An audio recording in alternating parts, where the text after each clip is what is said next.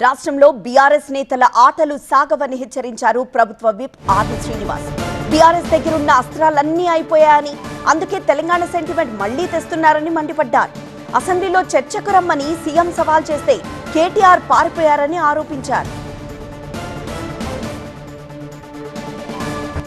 ఈరోజు BRS party అస్త్రాలన్నీ అయిపోయినాయి.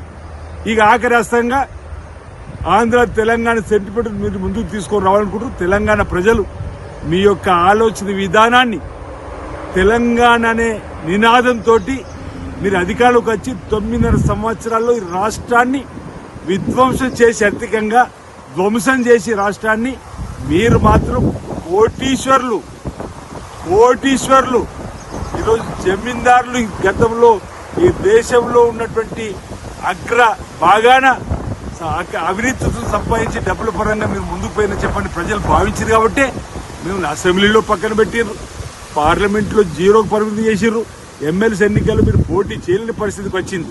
స్థానిక సంస్థల ఎన్నికల పరిస్థితి మీకు ఎలా ఉంటుందో ఇక ఊపిరి సల్పడి విధంగా ఆ రోజు తీర్పు రాబోతుంది. కాబట్టి ఈరోజు ఈ విధంగా మాట్లాడే మాట సరైనది కాదు.